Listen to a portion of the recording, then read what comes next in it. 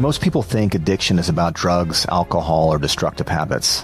What if it's not? What if the thing that you're hooked on is your relationship, your work, or even worse, your own shame? My guest today is Dr. Adi Jaffe, one of the most controversial and transformational figures in the world of addiction and human behavior. From selling drugs on the streets of Los Angeles to being taken down by a SWAT team and arrested, then later earning his PhD in psychology at UCLA. Dr. Adi's story is one of radical transformation and reinvention. He's been featured on Good Morning America, Dr. Oz Show, CNN, Larry King Now, The Doctors, and you'll get the opportunity to listen to him right here. He's also a #1 best-selling author. And his brand new book, Unhooked, Free Yourself from Addiction Forever, is already changing the way the world thinks about recovery. In this conversation, we talk way more than just about drugs. We talk about addictions that don't look like addictions, abusive relationships, toxic work environments, destructive habits, and why so many people stay stuck in patterns that are quietly destroying them. We also cover how shame keeps us hiding, how coaches and trainers can support clients who are struggling beneath the surface, and how each of us can unhook ourselves from the things that keep us small. This is not a conversation just about addiction. It's a conversation about freedom, about finding the courage to stop hiding, to be honest, and to finally build the life that you know you're capable of living. Please join me in on this conversation with Dr. Adi Jaffe. Let's get into it. All right, Dr. Jaffe, I've been waiting for this moment for several weeks now, and have been paying attention to a lot of the things that you've been doing. I'm super excited to have you on the show today. We have a lot of listeners that I think will gain a lot of insight from you, and maybe how they can best control some of the things that they're doing or get into a better position. But I do have, we're just going to kick it off, and I'm going to get right into it right away. You know, when I've paid attention to some of the things that you've been doing and kind of your movement behind how you're actually helping people, it's inspiring. Your story is very inspiring, but you've hit bottom. I mean, you've hit rock bottom before. I think in anybody's circumstance, if they've looked at what you've gone through, they would go, wow, like that's impressive, and amazing what you've done. You were at one point selling drugs. You've been addicted. You've been arrested by a SWAT team with shotguns pointed at you. But you rebuilt from that. And what snapped you, or what snapped in you, I guess, in that moment where you decided to change? Because a lot of people may just say, well, this is my life. Yeah. Right. And they might stay in that position. What changed for you? Yeah. First of all, thank you, Michael, for having me on. I'm excited about this opportunity to just talk to a different crowd than I normally do, if I'm honest. And so there'll be parts of my story that I'll emphasize here that I don't normally talk about. But yeah, look, the SWAT team thing was crazy, but the life before was at least as crazy, right? So if anybody's watched like Traffic or Narcos or any of that kind of like TV material, movie material around drug dealing, I ended up living that life, right? Like two Suburbans meeting in the middle of the desert, money exchange, guns everywhere, had guns pulled on me multiple times, been robbed at gunpoint, and had like, over $500,000, or probably like 700,000 between cash and drugs taken from me. So I lived that life for really a short amount of time, like 5 or 6 years. But when you're in it, you're in it. It was really, really intense. And, going through that experience after college, really, I mean, my last 2 years of college, I would say I didn't really go to college much. I just sold drugs, did a lot of drugs, and barely got through my classes, graduated by miracle. I was fully immersed. Like you said, I thought this was going to be my life forever. Being arrested by cops was just an occupational hazard. I'd been arrested 4 times. That SWAT team arrest was not the first arrest by any stretch of the imagination. There was a 3-year period where I wouldn't drive through Beverly Hills because I knew for a fact, because it had happened about 5, 6, 7 times, that if I drive through Beverly Hills, I'm going to be pulled over, right? And so the cops in Beverly Hills knew me, right? If they saw me in a car, they would pull me over. There was no question. And so I just had to kind of go around Beverly Hills. And if you know anything about LA, that doesn't make it easy to get around the West Side. Ironically, the accident that led to that SWAT team arrest, I was on my motorcycle, and I was kind of from the outside, I think, living a life that a lot of people would, at least the people who like watching those Scarface movies and the shit that I grew up on, would have thought was amazing, right? You want to kind of Partying. be in that, right? Yeah. Yeah, I was partying, going to strip clubs every day. And I don't mean, that's not an embellishment. Like, I was in strip clubs every night. Pretty much there was one, a 3-minute walk from my recording studio, which was the front that I was selling the drugs from. I was half DJing in after hour clubs, selling drugs, had 4 or 5 guys selling drugs for me, making, I don't know, probably about, I think the number I kind of try to come up at is 300 to 500,000 a year cash, right? Like tax free. But that's a lot of other money being spent and just, Vegas trips like that. That was the life. It also came, the reason I had a gun was because I got held up at gunpoint and got robbed. The reason I had a shotgun under the seat in my Navigator was because I was always afraid that somebody was going to roll up on me. So that was kind of the life that I lived. And when you get used to that, you think it's going to be like that forever, because it's kind of hard to imagine getting a job after that, right? Like, it's kind of just hard to figure, oh, I'll just get a 9 to 5 and go sit somewhere.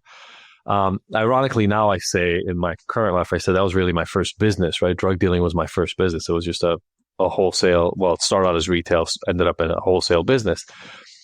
But I got in a motorcycle accident, ironically, in Beverly Hills. I'd cleared those 3 years of probation. So now I wasn't supposed to be at the mercy of whatever whim a Beverly Hills police officer had. And I was riding my motorcycle like an idiot while delivering drugs. I delivered about a half a pound of coke around town. I had about a quarter and a half left on me, going through Beverly Hills.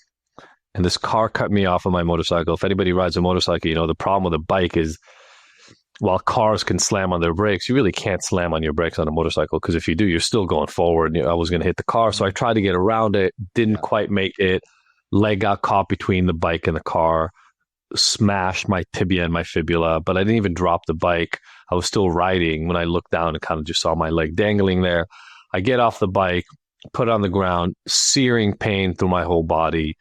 And then the cop showed up, and I'm already telling a long story, so I'll just say I was a drug dealer. I knew what I needed to do in the moment, but the cops knew me. They took my coat, they took the stuff off of me, and they found drugs in my stuff. And that's what led to that SWAT team arrest later.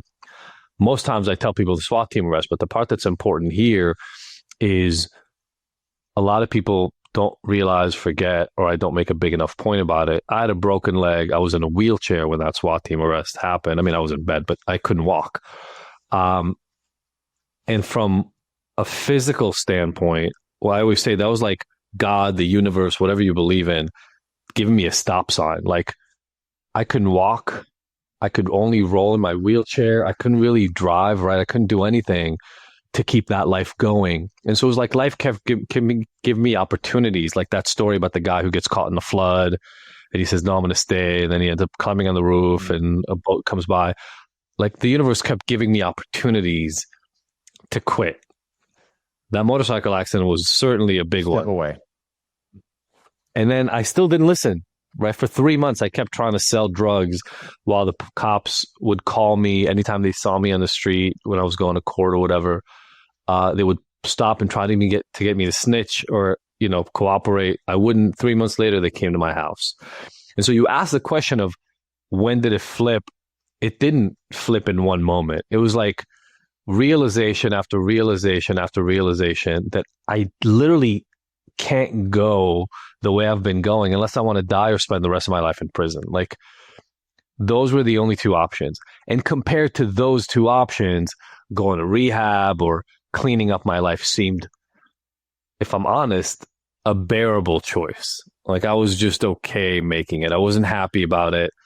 But I said to myself, again, if I don't go, I'm probably spending 15, 20 years in prison, or I'm going to die.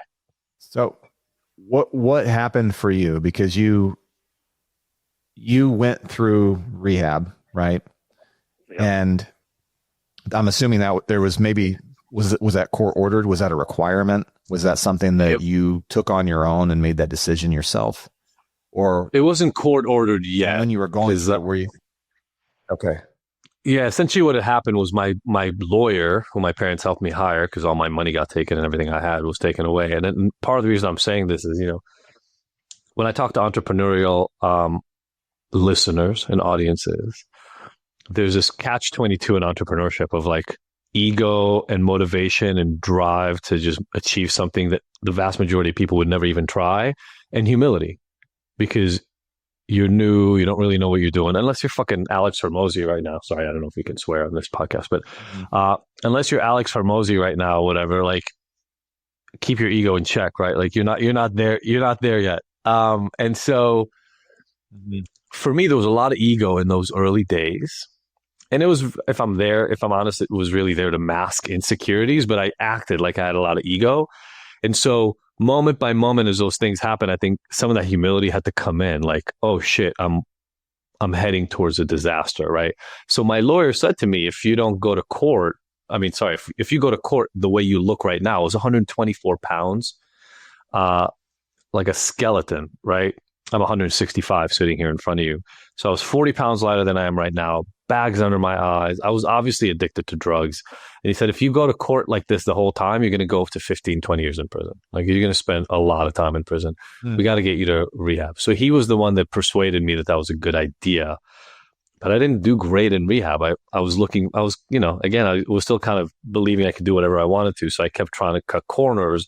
I ended up using in rehab for a long time, for about 2 months out of the 3 that I was there, and got kicked out.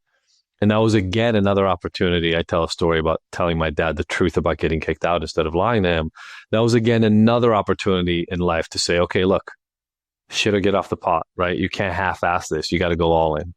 Were you compelled to go to school and get a degree in psychology? You got your PhD, and now you're teaching this to others. You've written 2 books.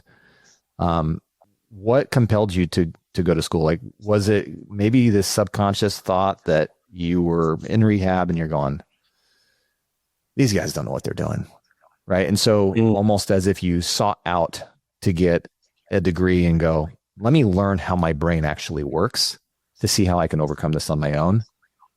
Was it more that, or was it more, I need to go in this because I need to help other people immediately? How did you kind of come to that realization that that was the field that you wanted to work in? Yeah, so it actually worked in reverse for me.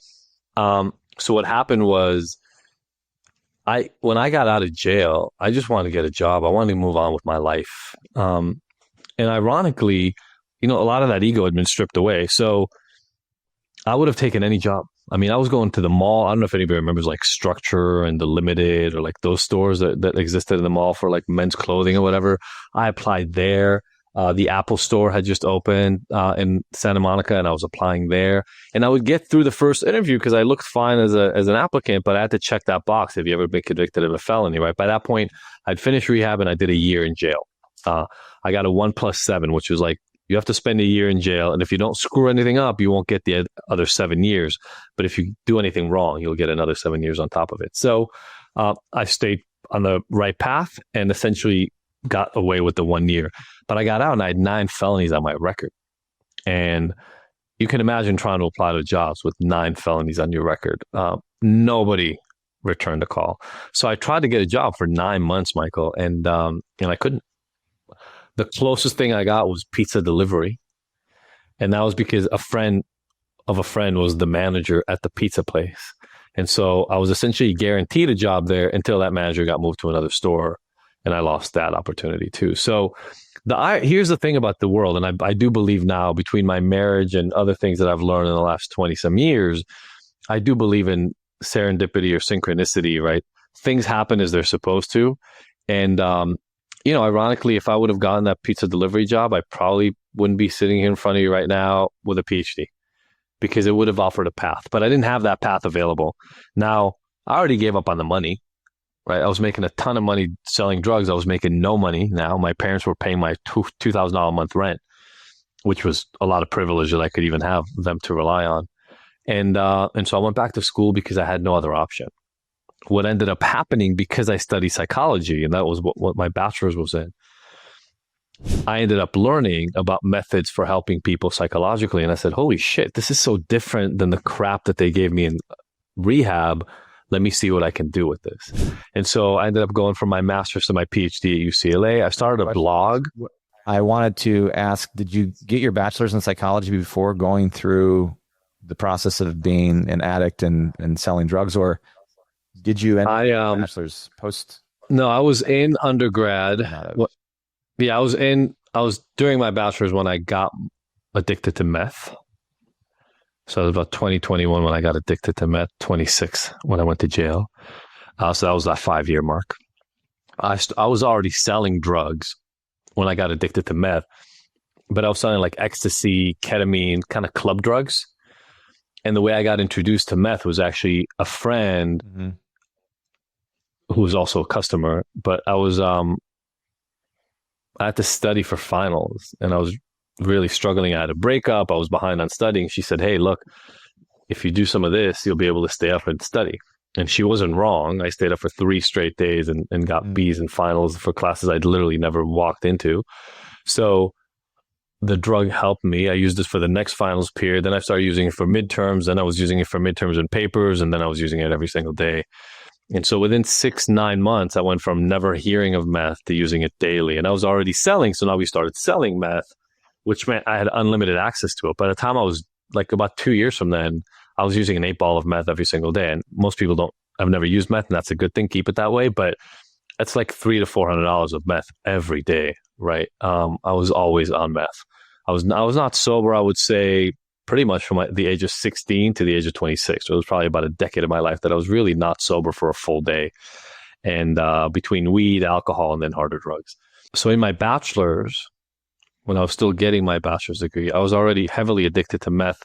By my last year, was 1999 in college, I would use meth in the bathroom between classes and during finals and stuff because I just couldn't stay present without it. I was having psychotic breaks in class. I mean, it was bad, man. It was what you imagine a really, really terrible addiction looking like is what mine was. I guarantee everybody around me knew that there was something really wrong with me, whether they knew what it was or not. So I magically graduated. I mean that magically. Like, I think I had a 2.7 GPA, which is, for anybody who doesn't want to do the math, it's like a C plus essentially GPA when I graduated from college. I graduated on a technicality, a class that I had taken, all of a sudden started qualifying for graduation. I was already gone, but they called me up one day and said, hey, you're going to get your bachelor's degree. I was like, oh, cool. That's fun. So I got my bachelor's in psychology, and then I went back to school for the same thing. And like I was saying, I got exposed. Now I was really into it, right? Like now school is going to save my life. So I became a straight A student. I was one of the best students in the program. And I started learning about all these techniques that I then wanted to bring to other people. And what I did with it at the time, this is 2007, 2008, I started writing a blog. This is when blogs were just starting. And so I ended up writing a blog called All About Addiction, and I would talk about my experience, but then also what I was learning at school. And we got it to pretty big. I think it was doing at its peak like 100,000, 150,000 visits a month. So it was doing pretty well. And that's what got me started on the path of speaking about this, writing about it, and helping others. And then I want to shift gears here for a second, because the fact that you went down that road, you recognized that there were other ways, other means, and you get criticized by others in your same field on the methodology and maybe the way you approach things. Yeah. But I also want to touch on some things that are maybe not talked about often enough. And maybe this is an area that we skip over, or maybe it's an area that we dive into a little bit more, but abusive relationships. And I think of them similarly in the same fashion of addiction. And I feel, and I could be wrong, but I feel that sometimes people stay in abusive relationships because there's something that they consciously or subconsciously want out of that relationship, and so they stay in it. And so is that another form of addiction? And then really, why do people stay in them? And how can they get out of it? Yeah. So I like where you're going with this. Look, in many ways, the way you said it was they want something from the relationship. I would go a step farther. They're probably getting something from the relationship. Now, whether that thing they're getting is good for them or not is debatable, right? But you can say, and this is what I talk about in my new book, Unhooked, from the outside, let's say somebody going home every day and drinking 7 to 8 drinks and semi blacking out before they go to bed. From the outside, that might look like a really terrible decision that somebody makes every night, and you think they're crazy and you can't understand it. But what I found is if you sit with these people and you understand how they got to that place, it normally makes 100% sense. It's normally, the story is pretty compelling, right? And it could be because they used to be abused or traumatized, and they started drinking so that they wouldn't feel the pain, or they could go to sleep after, their abuser or the person that was beating them up or psychologically abusing them was still kind of railing at them. And if they just got really drunk, then they wouldn't care that much and it was okay. Or they had other really bad trauma when they were kids, or they just hated their job. They hated their job. And every day they came home, they just bemoaned and really struggled to make peace with the fact that every day they're going to have to go back to this place they hate and work with people they hate on things that they hate. And so if they drank 4, 5, 6 drinks, they forgot about it and everything was fine, right? Like, you kind of walk them through the story. And then what ends up happening is if you have 6 drinks every day, then that ends up not being enough. So you have to go to 7, then you go to 8. Next thing you know, you're 12 and 15. Now you're drinking a fifth of vodka. So it didn't start with a fifth of vodka. It started with a job. Maybe like I'm imagining, like, I'm making this story up, by the way. This is not an actual client, unlike in the book where I use stories about actual client. Sure. Imagine like a single mom, really, really struggling, 2 jobs, can't make ends meet, really has a hard time falling asleep at night, starts drinking, and then that whole story that I was telling, right? We look at her 5, 10 years later, and we're like, what the hell is wrong with her? She's drinking all the time. Doesn't she care about her kids? That's not the story. The story is she had 2 kids by herself, had to have 2 jobs to support them, and she was just trying to figure out what she could do to get by. If you think about abusive relationships, most people, the vast majority of people who end up in abusive relationships, that's not how they started. Right? The relationship didn't start, and it's like the moment you met somebody on your first date, they threatened to hit you or screamed at you, called you names, told you you're worthless. That's not how it started. Like, that sounds right. Exactly. I mean, that would be weird if you walked onto a day and someone's like, you're a freaking idiot, you're a moron, you know, nobody's ever going to want you, but hey, come home with me. That'd be weird if you walked into that and said, yeah, that sounds good. Let's go on a second date. What do you have in mind? But that's normally not how they start. They start out loving, and then jealousy, inadequacy, ego, betrayal, right? Cheating, something gets in the way, and it starts becoming abusive. And then the question is, what is somebody getting out of it? And that could be things like safety, security, comfort, right? Like if money's involved, it could be that the person already has low self-esteem. And so those moments of love, those moments of connection feed enough, and they really don't believe enough of themselves that if they left, they could find that elsewhere. By the way, they could literally not have the ability to leave. They could not have the means to leave. And many of us would think of things like, well, they can go to a shelter, or they could do these other things. They could run back to their families. Well, you're not in the situation where you would have to go back to your family. You don't know what their family structure is like. So I think what we're getting at that is similar is not only do they want something out of the relationship, they're probably getting something in at least enough moments in that relationship that are quelling, quieting, or just numbing other aspects of needs and discomfort that they have inside. Like addiction, the problematic issue with this is that in those moments where they get what they want, like a drinker getting relief from stress in order to be able to sleep, they might be getting just enough love, just enough security and safety to feel okay for the moment. Those little moments of feeling okay are overriding a lot of suffering and pain, and they're not allowing the person to do the work that they need to in order to be able to lift up their overall quality of life. And I want to go to, you talked about relationships, I talk about addiction. I want to give you one example from the book and from the work that I do with a lot of people who are actually highly successful.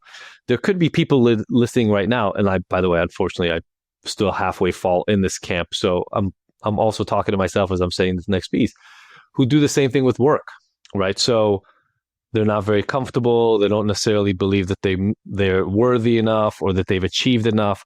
So they go for more achievement. That could be a better body, like work out and like cut body fat a little bit more, lift a little bit more, right? That's a way to kind of build how you feel about yourself as well. But it could be work, like success, like going to a job and making money. And so work can also serve as an addictive reward. And how do you know that it's an addiction and not just something you do a lot of? Because a lot of us work a lot anyway. How do you know it's an addiction? It's an addiction if it gets in the way of other things that you care about in your life. So if you find yourself unable to connect to your family and friends, if you find yourself letting go of your health because of your work and things of that nature, now you're getting into addiction territory. So on all of those fronts, right? Because we're talking, addiction and abusive relationships and even work kind of being part of that categorized area. How do people get away from that? How do they pull themselves out of the rut? Because you went through it yourself, and your story is, it was like moment after moment after moment of like, hey, look at the signs. Like, I'm showing you some signs, like, take care of this. And then you just came to this realization, like, okay, well, I guess if I'm in a wheelchair, I can't really do these things. You eventually just kind of said, all right, well, I got to get on track at some point. But for a lot of people, they're not in their 20s. They might be in their 40s or 50s. They're a lot further along in their life. And a lot of them feel like maybe their life has passed them by already. Like they have no hope, right? They have no way to get out of the situation that they're in. So if they don't have more to look forward to, because they're going, well, the clock is just ticking and at some point I'm going to die anyway. So be it. How do they start fresh? How do they pull out of that? Yeah. I love the question, and I want to just start with the premise. I know people in their 30s, 40s, and 50s who ask themselves exactly that question, right? Just for clarity, like, I still to this day feel like I'm living 6 years behind because I wasted 6 years of my life, and I'm kind of now 6 years behind where I think I could have been if I didn't have that time frame. But if I'm honest, that's distorted thinking even for me. First of all, I'm doing really, really well now, right? Finally have work that is not only satisfying. I'm busy as hell, but work that is not really only satisfying, but also pays well. I'm helping a ton of people, making a difference. Like, everything feels great. I have a family. I got 3 kids, beautiful home. Like, everything's great. It's hard and there's a lot to do, but it's great. But the thing is, for anybody who's asking themselves that question that you asked, Michael, of, is it too late? I think here's the reality that you have to confront. Even if you're in your mid 40s, you're about halfway done with life. Halfway done. So let's assume the entire first half, this is not normally true, but let's assume the entire first half is a disaster. You got nothing out of it. There's no friends, no family, no people that will be with you in the second half if you do the work. The real question you have to ask yourself is, okay, I'm halfway done. Do I want to spend another 40 years living with this reality? Or do I want to put in the effort? And here I'll be really honest and transparent, right? I've done this with thousands of people now. Some people like multi-billionaires, centimillionaires, like people that are incredibly successful, and also homeless people just got out of prison, right? I've done this work with everybody. Do you want to do the work that's going to take you 1 to 5 years so that the rest of it, the next 30, 35, 25, 40 years after the work you do, is substantially better? And by substantially, I don't mean like you'll feel a little better when you wake up. I mean, you're healthier, you feel better, you have better friends, better outcomes, you have more money in your pocket, you look better, right? Pretty much everything in your life. If you're dating, your relationship is better, or you're in a better relationship. I'm talking everything in your life can change. It's going to take work. There is no silver bullet. We can talk about some magical therapies that I think are pretty groundbreaking and amazing in the work they do. And they're still not silver bullets. It still takes months to years of work to do it. So the first piece, because you asked, how do people do this? Let's just start at the basic. You have to commit at some point to just say, fuck it. I'm going to put one foot in front of the other. My assumption based on the title and what I looked at for the background stuff on you before we did this podcast is a lot of people here are big on exercise, right? A lot of people here, fitness is a big piece of their life. Mm-hmm. Would you say that's true? Yeah, or they want it to be a big piece of their life. Or they want it to be a big part of life. Yeah, perfect. Look, the same thing is true with fitness. You will never I'm now in probably the best shape of my life. Well, close to it at 49 years old in a week, right? I'm in better shape now, certainly than I was in my 30s. Definitely than I was in my like mid 20s, because that's when I was just using meth every day. Maybe there were times in the middle, like in high school when I was on the swim team and shit like that, that I was in equal shape. But I'm in really good shape given where I am right now. It takes work. It takes work every day. There's no way nobody who wants to stay fit will ever reach a moment in their life where they can say, okay, I've run enough now. I don't need to run anymore. Or I've lifted enough weight now. I don't need to lift anymore. If you've made it this far into the episode, thank you. I don't take your time or your attention lightly. So if anything that I've shared today has sparked an idea, challenged you in any way, maybe challenged your perspective on things, or just helps you see your business a little differently, I'd love for you to do two quick things. First, head over to YouTube, search Sweat Success Podcast, and hit that subscribe button. Next, please go to bizops.com. I've put together a handful of free resources there that you can download to help you grow your business, improve your systems, and create real freedom. They're all available right now. There's no strings attached. I just appreciate you being here. Let's get back to the show. Or I've stretched enough. I don't need to stretch anymore, right? I've ridden the bike long enough. That will never be true. And so if you want to have a life where you're healthy and fit, you have to dedicate time to it essentially daily for the rest of your life. And what I'm saying here is the same ends up being true for this. The time it'll take from you deciding that you're ready to do something until you really see results. And I mean like results where people walk by you on the street and like, who the hell, how do you get to this place? We're talking a year, 2 years of work. But the experience you have in your life is constantly elevated until you hit this moment where you can look back and go, holy shit, how did I used to be over there? I can't even relate to that person right now. And so the first thing is decision. The first thing is just make the decision that you will do whatever it takes to get to the other side. That's number one. And number two, like fitness, like laundry, like everything else in your life, the next piece is really about learning tactics. It's about understanding what it's going to take. And in the context of addiction, what habits can you put in place that will replace, because it is much better to replace bad habits than to just stop them. There's a ton of research that shows us we're really not good at stopping bad habits. We're much, much better at replacing them. So then the game becomes, what is the next habit I'm going to put in to edge out some of my shitty habits? It doesn't have to be super complicated, by the way, but I'll just give one little example. I know I'm going on a rant, but let's say you come home from work every day at 5 or 6 p.m.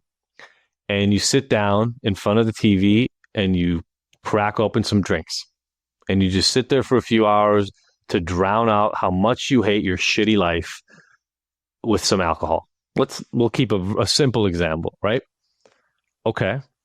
Well, as I write about in the book, we're going to have to focus on that time frame. We should focus on what leads up to it as well, and why is it, and we should look at the work, etc. But what I talk about in the book is you need to pay attention to what feelings and what beliefs drive you feeling like that's the best thing you can do is come home and drink. Because what you're saying to yourself is, I hate my job or I hate my life. That's why I get to the end of that day.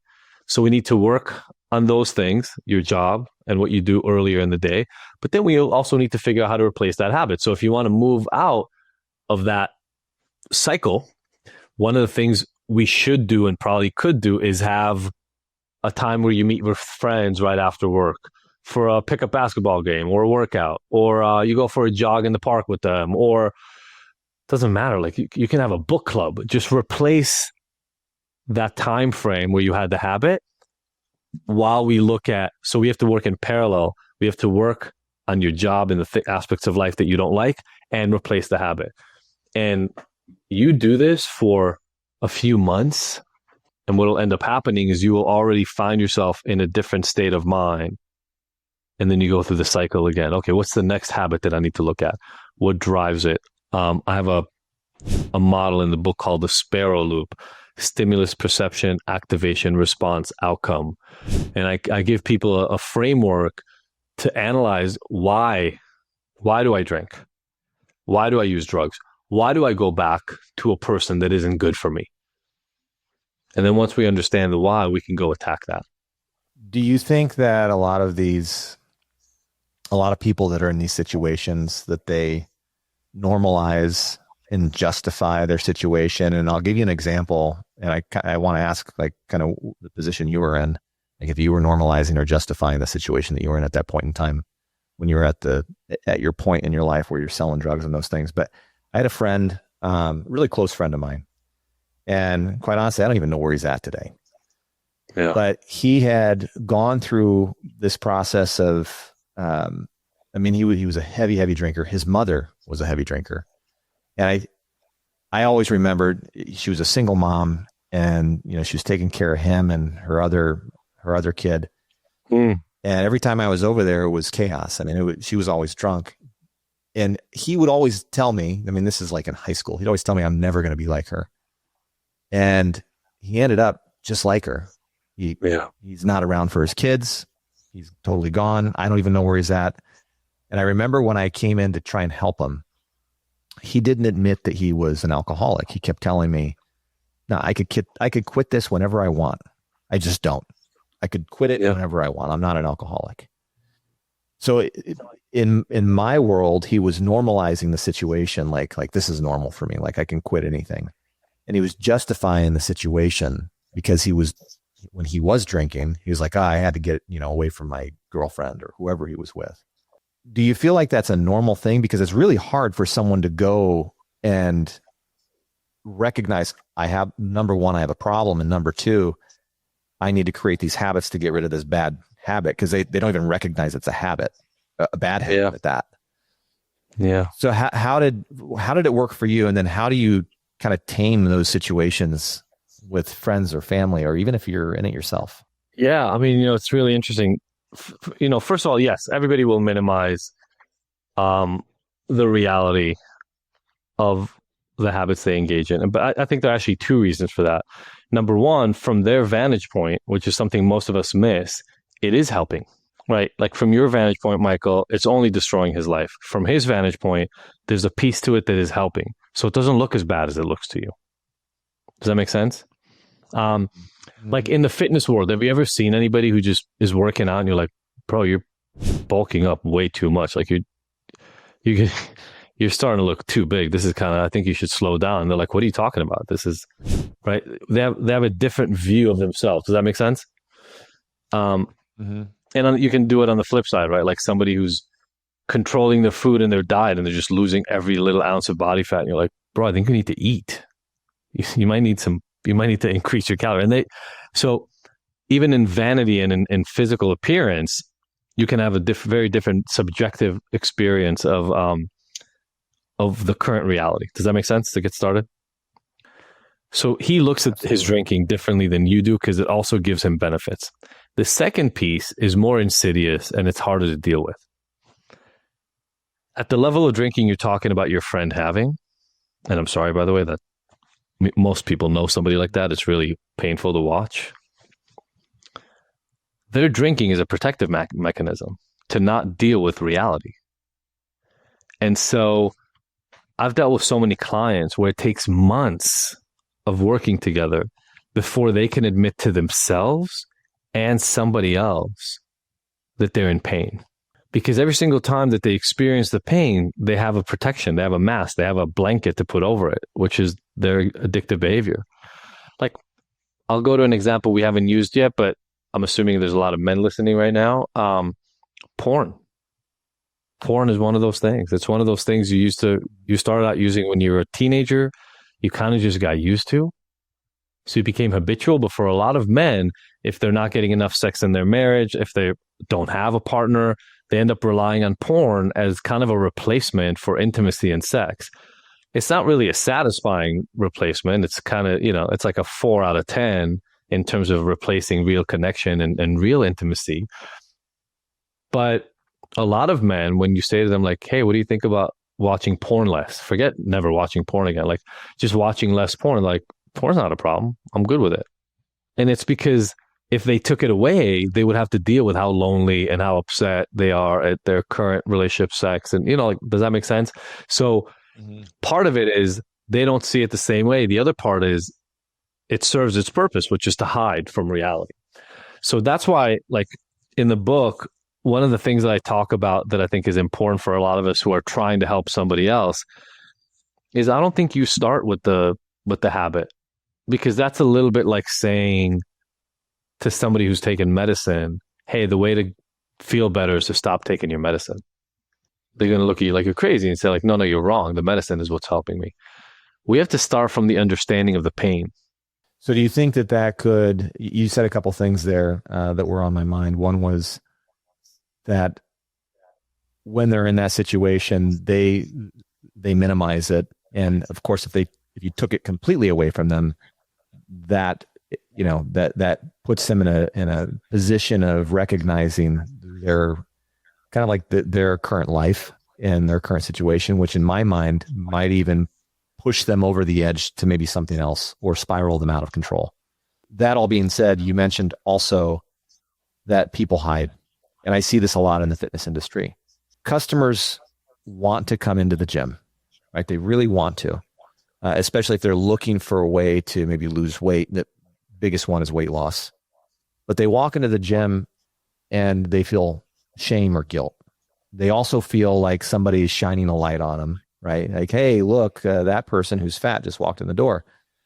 And at that same time, through the lens that they're looking at, they're seeing all these fit people, Lululemon clothes, their bodies are really tight. And that's the vision that they have. That's what they see. Even if there's other people that aren't looking like that, that's what they zero in on. And they're hesitant to join and start exercising. Yeah. And I've heard it too many times where they go, you know what? I just don't think this is the place for me right now. I want to start first and lose a little bit of weight first, and then I'll come in. How do you get them out of their own way? Because they really do need the help. And in the same situation where you're dealing with individuals who have addiction, it's almost like you have to kind of pull them in to continue meeting with you until they finally have that self-actualization. And they go 4 months later, okay, let me break down. And now I have a pain. I have a client right now. How do you do that in that short window that you have someone walking in your gym? So again, something I talk about in the book, the only thing that makes people change is the internal realization that they have to change, because it takes too much work for anything else to do it. Because there is no silver bullet. There's no switch somebody can flip on or off. It takes dedication and consistency. And like you mentioned, right, somebody can come in and do a kick-ass workout regimen for a week. It's not going to move the needle. Doesn't matter. It doesn't matter how hard you work for a week. No, nothing will change. Like, you can weigh 200 extra pounds. You may lose 1 or 2 of them in that first week, even if you kill yourself with workouts. First of all, because your body doesn't know how to burn calories. Like, you have to kind of get the machine started, right? And secondly, you're probably not changing all the habits. You're not changing your eating and your exercise and your water drinking and your sleep all in the same week. So it's going to be this small little incremental step. And so there are 2 things that I think are important here. Number one, you've got to make sure the person is in for the long haul. And you got to explain that on the front end. I think we actually do people a big disservice, Michael, in fitness as well, when we sell people on this bullshit 2-week transformation plan. Like, bro, there is no 2-week transformation plan. Done. The person who's selling you on it is lying to you. He's going to collect your $500 and you're going to leave more frustrated than now. So call that out.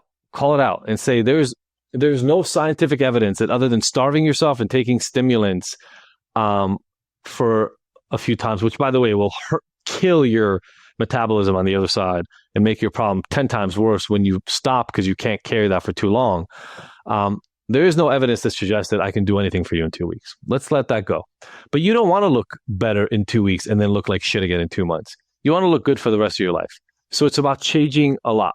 And what I'm here with you for is for the long haul. I have a client right now, not fitness related at all, but an addiction kind of issue, and addiction adjacent, I'll say. And he was very open at first and very excited, and then very mad at me for about 2.5 months because I didn't want to focus on what he wanted to focus on, which, like in the case of a fitness client, would be just every day, just getting on the scale and saying, hey, I haven't lost another 10 pounds. I'm like, yeah, it's Tuesday and you start working out Sunday. You're not going to lose 10 pounds by Tuesday. It's just not going to happen. So kind of, but letting him know that ahead of time, like this is not a short haul. So like, for instance, even for me with clients, to answer your question, I don't sign clients up for less than 3 months. I will not work with somebody week by week. I will not do it because week by week, I'm proposing to them this idea that they're going to see progress every week. Every 3 months, I can pretty much guarantee you're going to have enough of a difference if you do the work over the 3 months that we can go back and say, look, what was this like 3 months ago? What is it like now? Okay, do you want to keep going? So one thing is get them to understand that it's a long haul. But for them internally, the person, just like I did, you're going to have a moment where they say to themselves, I need to change. I need to change. There's something inside of me that is screaming out for change. There's a model in psychology called the stages of change.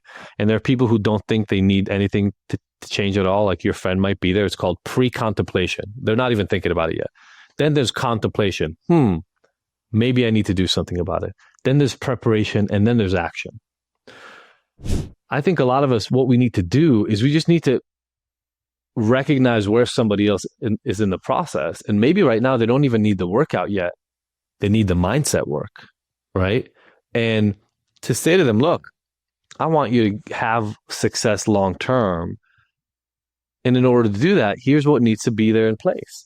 And to say to them on the front end, like, I like being transparent with clients. Look, a lot of clients, they walk into the gym and they lose motivation on day 5 because they think everybody looks better than them. They think they're too fat. And look them in the eye and say, fuck that. You're good, right? You're good. If you stick with this, you will get where you want to get, but you have to stick with it. So on the days where you tell me in 2 weeks or a week and a half, hey, I don't really think I want to come today, I'm going to be upfront with you. I'm going to say, okay, it's your life. You get to come or not. But remember, we talked about this. And days like this are going to come up. And I would argue, I actually just literally shared a story like this on my Instagram today. I woke up with low energy today, so I went to a fucking Barry's class because I didn't have the motivation to work myself out this morning. I needed somebody to yell at me to get me to run and lift the way I wanted to. So now I have the habits. They're there. I need to work out every single day or I feel crappy. But that took years to build, Michael. So number one, recognize where they are and tell them the truth. Stop. Those of you listening right now, stop trying to promise 14-day, 30-day complete transformation packages. They don't work. They don't happen. Nobody does them. Like, walk up to your client, respect them enough to tell them what is really going to transform their life. And then you also have to be accountable to them. And you have to recognize, like, they're going to have ups and downs. That's okay. Prep them for it ahead of time. In the addiction world, we call it like relapse prevention, right?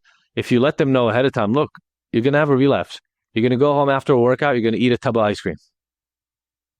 Or you're going to like buy a donut on the way home. Or you're going to go to McDonald's and eat 3 burgers. It's going to fucking happen. Odds are it's going to happen. 1 out of 10 clients doesn't do it. You may do it in the middle. It's not a big deal. Call me up. Let me know what happened. Let's get back in the gym the next day. It's the habits that will change over time. What you're doing in that without realizing it is you're lowering that shame, right? Because they think they're special. They think they're more fat than anybody else. They think they're lazier than anybody else. They're more addicted than anybody else. They're dumber than anybody else. That relationship example you gave before, they think they're less lovable than anybody else. So, well, how am I going to leave this person, right? So the shame is something we have to deal with anyway. And, you know, if there's anybody entrepreneurial listening to this right now, the same thing comes around success. When you have nothing, you shoot like 1 level up so you can, I don't know, go take your girlfriend out to dinner and kind of have a nice night together and like pay your car off. And then you make that. And the next thing you know, you want the level above and there's always more to strive towards. You just have to get to a place in life where you're okay with where you are and you strive at the same time, right? You've got to be able to live in that presence. Like, I love my body for where it is, and I'm going to keep working out to make it better, right? Both of those together. Let's say someone that's listening right now, coach or trainer, and they know a client or friend, and they're in either a toxic relationship or they're in an abusive situation, or, you know, the client or friend is addicted to something. What's the best way to approach that? Because a lot of times on the fitness side, coaches and trainers, they're a lot of times things just are revealed to them, right? They're working with their clients, and their clients tell them a lot of things. Yeah. How do they best approach those situations so that way you don't maybe give wrong advice? Because I've worked with trainers before in the past where they tell me, "Oh yeah, I'm like their therapist," and I give them all this advice. I'm thinking to myself, please don't do that. But how would you approach it? Like, how would you talk to those coaches and trainers, because they're listening, gym owners, to approach those situations? Yeah. So first of all, empathy. And that just kind of means an expression of understanding where you can say to the client, look, that sounds like it's something really, really difficult that you're going through. And if you've been through something like that, expressing some of that personal experience could be nice if you want to mirror that for them. If not, just to say, I'm here for you. I'm here for you. I'm going to listen without judging. And, thank you for trusting me, right? Just empathy expression. If it is something that you are really familiar with, you can normalize it and say, just so you know, I've heard a lot of people express that, or I think that's really common for somebody who's going through what you're going through, right? So normalizing it is another piece. The overall sense is you're trying to get somebody to feel more okay with their struggle, not because the struggle is okay, but if they're so ashamed about it, they can't even talk about it or express it, the odds of doing something about it are pretty minimal, right? We all know some version of the saying that you can't fix what you can't face, right? You've got to be able to confront and look something in the eye in order to really be able to resolve it. So number one is we have to create a safe environment to talk about that. So like if somebody tells you, man, I'm really, really struggling getting to the gym and I'm not motivated, saying to them, fuck that, man, you're strong, you can do it. Like, okay, I was expressing vulnerability to you and your version is like, shut the fuck up.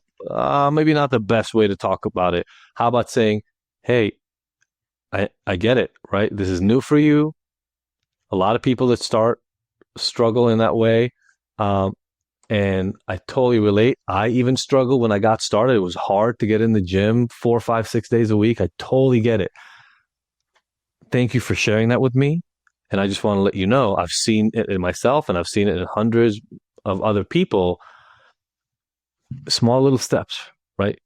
You show up every day. Even if you show up one day and we do half the workout, you showed up. Reward yourself, right? Feel good about the fact that you're building these new habits.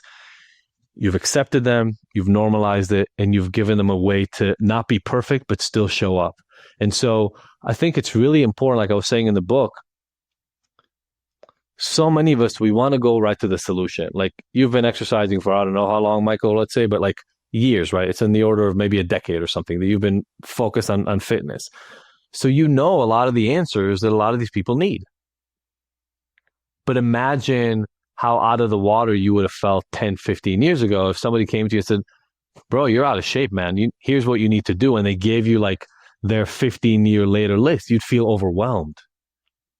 And so what a lot of us have to do is we have to sit back and help people where they are, not help them where we are. And for a person who's never been to the gym or hasn't been to the gym in 20, 30 years, or a person who's been in an abusive relationship for 15 years and believes they're worthless because that's what they've been told for the last 15 years, or believes they're unsafe if they leave, to say to them, hey, don't be an idiot, you should just run away right now, it ignores their reality. And for your friend who's drinking too much, I guarantee it. I don't know the guy, I've never talked to him. I guarantee there are moments that he feels really shitty about his drinking. I guarantee even more so that there are moments that he feels really shitty about his life. And so coming and telling him, hey, you need to drink less, or what are you doing with your drinking? You need to stop it. That's just repeating the same thing he's been saying to himself in his head. That's not changing the conversation. Most, not all, but the vast majority of people who drink too much know they should drink less or stop drinking. You're not telling them anything new when you say that to them.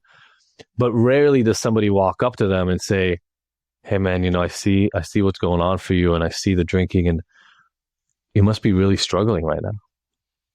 Like I know your childhood, we've been friends for so long and I know what your mom was going through when you were younger and I was there for it and I can just imagine that this is really hard for you right now. And so I'm here to talk. If you want to talk about what is hard, if you want to talk about what feels painful, I'm here for you. You provide a safe environment to talk about why they're drinking, not another place that they have to now explain that they're not supposed to drink. Yeah, I definitely didn't approach it that way when I took him to. Most people don't. I get it. You want to fix I them. got two questions. Yep. Yeah, you force you press upon the issue of, because you feel like you know what is best, and so because you recognize the struggle, and you push, and then that's where the resistance comes in. 100%. I have two more questions for you. One is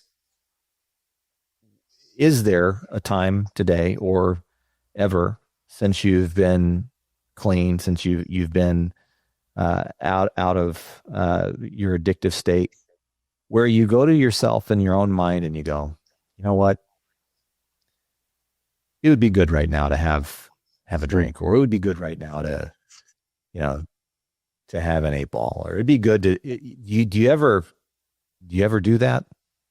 And I ask because those who are listening, if they don't know the reality, yeah, I feel like maybe they struggle with trying to stay on some track, or they think that they're the only one on that island. Totally. First of all, I'm not sober, so I had a half a glass of wine yesterday while I was cooking. And as I talk about in the book, I believe in ketamine therapeutically and other things of that nature. And so I'm not sober.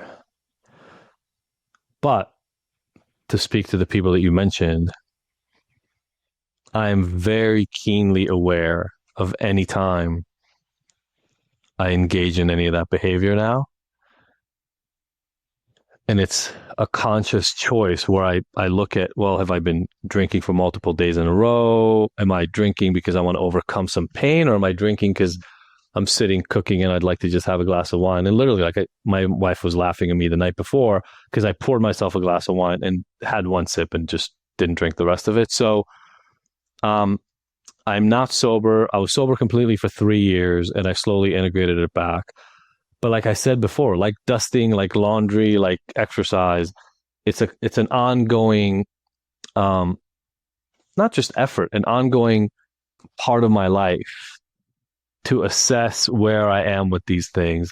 Like I assess where I am with my relationship with my wife, where I am with my preparation for work, where I am with my writing, or whatever it is else that I'm doing. So I think for a lot of people, it's really helpful to take a long break if you can, because you realize a lot about yourself when you take a break. And, long for you might be 10 days.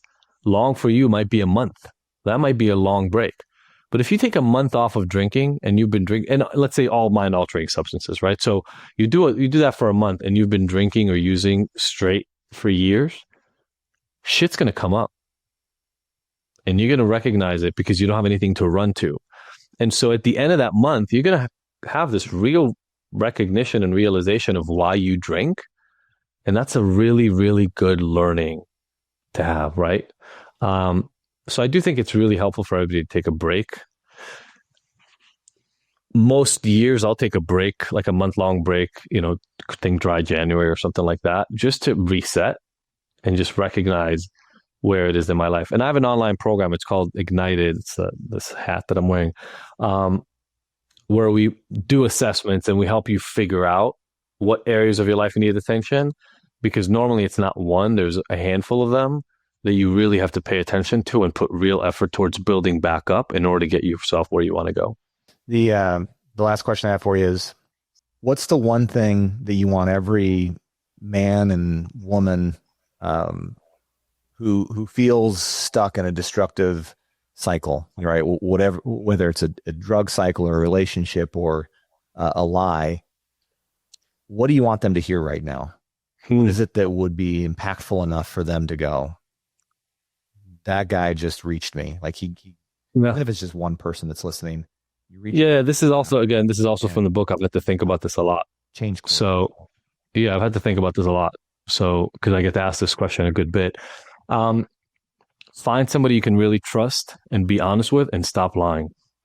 if you can find at least one person in your life who has your best interest that you can really be honest with, the good, the bad, the ugly, the disgusting, the weird, like just be honest with them. You'll see the level of relief that it gives you and the level of shame that it drops to just be able to be honest with someone.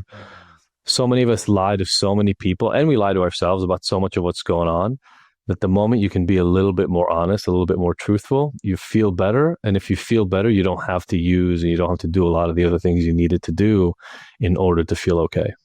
That's great. That's great advice. Dr. Jaffe, where can people find you? I know we're going to place it in the show notes here anyway so that they can find you there, but it's always good for the people who are listening to be able to just get on their phone and check it out. 100%. So the book is called Unhooked, Free Yourself from Addiction Forever. Read Unhooked is the website that we set up for that. You can find it on Amazon. You can find it anywhere else you buy books. And I have a website called djaffe.com. If you want to get to me directly, that's where my speaking stuff, workshops, all that stuff, consulting that I do. And then, as I mentioned, I have an online program called Ignited. We've helped thousands and thousands of people kick their addictions from their cell phone. So if we can help you, come join us. Awesome stuff. Dr. Jaffe, I really appreciate having you on. And everyone else that's listening, you just got some excellent wisdom and information from someone who's been in your spot, in your shoes, went through the whole process and rose out of it, and is now helping people like you. So obviously, if you have questions, you can hit the show notes. You can find that information.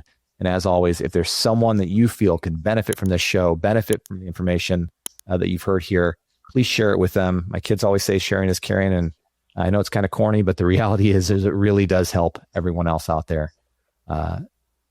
As always, I'll see you guys on the flip side.